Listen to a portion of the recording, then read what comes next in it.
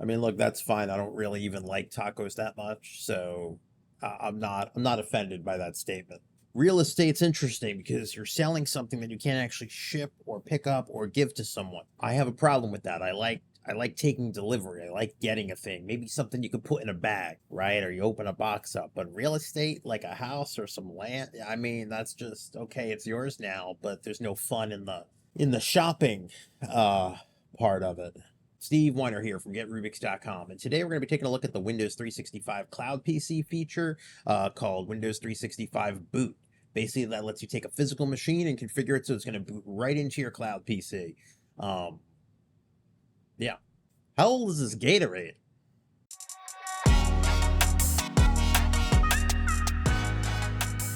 Get Rubix, solving for the modern workplace.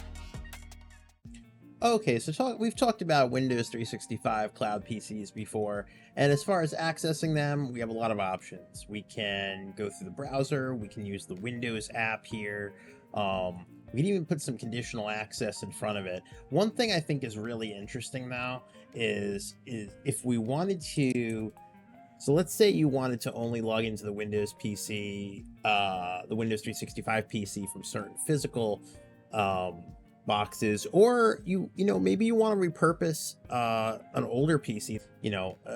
Basically you just want to use your Cloud PC, and you could use any device and just kind of launch the Windows app. But if you really don't need to, if no one's going to use the actual host, so to speak, you don't necessarily want to maintain all the policy and things on it. So if you just kind of want to turn a PC into, let's say, a thin client, or dedicate that, we can set this up where we can have our PC boot directly to the Windows 365 environment. So we're going to walk through how to do that today. We're going to head over to Intune. What I am going to do is I'm going to make a group for the physical PCs that I will be dedicating to Windows 365 boot. And eventually you can do this with something dynamic if you want to, essentially use autopilot profiles for this. You can use a tag. For now, I'm going to keep it assigned. I'm going to call this W365 boot PC. And I'm going to create that. So devices, I got to find my device. I ended up in iOS land. This is the device, so let's grab the name. Let's go back to my groups, and let's look here. Boot PC. I'm going to go ahead and add the member. All right, we're doing great so far. The next thing we're going to do is go to Windows 365, and we already have the PC provision. It's actually already provisioned to me, so my PC's up there. It's working. What we want to do is we're going to come down and look at Windows 365 boot, and we're going to go through that. So we're going to click on that, and it gives you a little information about it, right? Some optional things you can set. One thing that's very important is you're going to need this, and notice this is required. You're going to need an update schedule for the physical Windows boot device. And again, we're going to call that our host. And that's because you still want that thing to be up to date, even if we're not, managing it or applying policy to it. Even though we are applying policy to it, we're definitely going to need that. So we're going to hit next. So apply a device name template. I am actually going to do that. I'm going to do W365 boot. And then I'm just going to do, I think I'm going to do random. So how many characters am I at? 8, 9... 4 is 13. It's only 2 characters. Let's do W boot. Actually, let's call it W365, and then we'll do random 5. That's fine. Okay, so what's actually going to happen here is we have to give a resource name prefix. Now, what is that for? That's because this wizard we're going through is going to create several resources. It's going to create basically like an ESP autopilot profile. It's going to create config profiles to go along with it. So we're going to give it that prefix. We're going to call it W365, so it'll automatically do that for us. Must be between 5 and 50 characters. I have 4. 50 character prefix. That's absolutely ridiculous. Windows 365 boot PC. Can I have spaces? Can't have spaces. Can I have an underscore? I feel like I'm playing Wheel of Fortune. Okay, Windows 365 boot PC. This will help me identify the assets. Now, as far as the boot mode, you can set this up for shared users. We're going to just do a dedicated mode, so this will be the user's PC. So let's go ahead.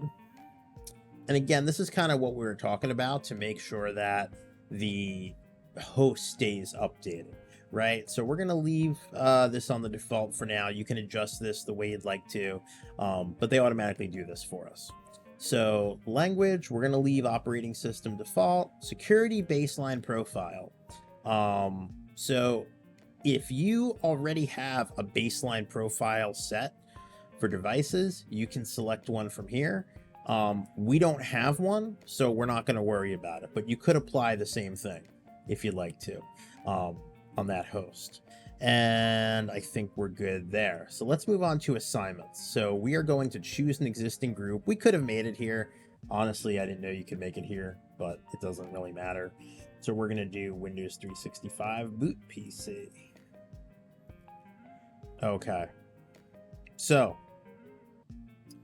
we have the PC in the group. We have everything that's getting created, and we'll be able to check on some of that later.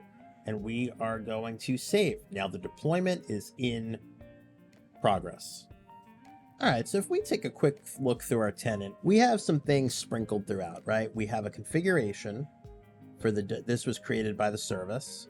And this is the cloud desktop feature, allow boot to cloud dedicated mode. So we have that configured for us. If we go to apps, we're going to see, let's flip that, Windows 365 app boot. So let's take a look at what that is. And this is the actual Windows 365 Cloud PC application that's going to get pushed to that device. And you see it uses our group for us. And then we have this host app. And this is basically a platform component. It's actually from AVD. So it's going to kind of help facilitate that out-of-box boot. So now, if we go back to the devices, Windows, enrollment, I'm going to go look at the Autopilot profiles. Here's our Autopilot profile. So see, it created this too. Windows 365, boot PC, and there we go. But let's go take a look at why the devices aren't showing up yet. Okay, so I just realized that my Autopilot profile from before was still assigned. So I'm deleting that group tag, and we are going to try that again. Okay, so it looks like I was right. I came in, I removed the group tag, and now we can see it's being assigned the correct profile. Assigning Windows 365 boot. We'll be a little impatient and go see if it's in the process. There it is, assign devices. Right there. Okay, so once that's confirmed assigned, we will be ready to rock. Okay, so we are firing up the PC now that the 365 boot profile is assigned, and let's see what happens here. So okay, because I'm hardwired, it's automatically starting to check. If this needed Wi-Fi, you'd probably have to put in your credentials. But that's cool. That's a little self-deploying, like, where it didn't prompt me right in the beginning. So I want to see how close the experience is to, like, a standard Autopilot versus there's already a reboot. All right, so far this looks, this looks about right. So I'm going to just sign in with my normal credentials. I figured I'm going to have to go through the normal Autopilot process since, one of the things it got was an enrollment status page. All right, so now we're looking at the enrollment status page. And to be clear, this will be the, let's see, Windows enrollment. This is going to be the new enrollment status page, this one that they set up. Actually, so let's see how they set it up while we're waiting.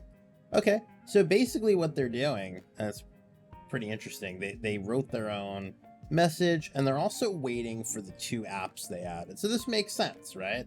And it's pointed at that same group. So, okay, so 2 apps. Now we know what we're waiting for. Let's head back. So far, so good. It's got to make sense, you know? Okay, so now we're on to the apps. So far, pretty standard. All right, so now it looks like ESP finished. All right, so it did a reboot. So I would expect at this point, it brings me to the Cloud PC.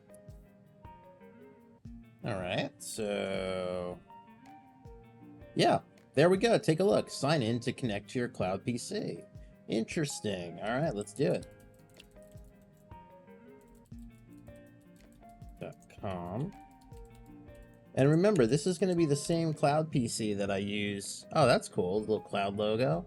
There we go. It's going to be the same one I use anywhere. So if I have a dedicated machine that's just for this Cloud PC, if I also have another machine or a tablet, you know, either way, this is awesome. Okay, and that looks like a remote desktop window of some kind. So I'm going to hit remember me. Okay, there we go. I can see the wallpaper for the Cloud PC. Oh, wow. Yeah, this is where I left off. Was working on some SID work. Okay, great. Well, okay. I have all my apps. Get into the company portal. I don't know why I always go to the company portal first with Cloud PC. But it's like a good indicator that I'm home, right? I can go get all my apps. So, all right. Looking good.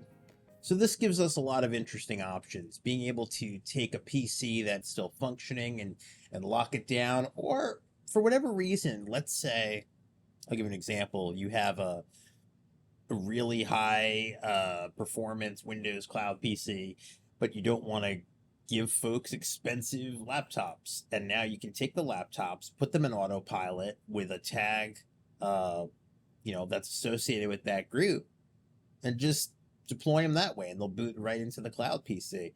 So yeah, pretty straightforward to get going. Let me know if you have any questions. Obviously, that was my first experience doing it, and I'm not a VDI guy. I'm not a Think client, expert with all that stuff, and I was able to make it happen. So you can definitely do it. Let me know in the Discord what your thoughts are, and we'll be seeing you.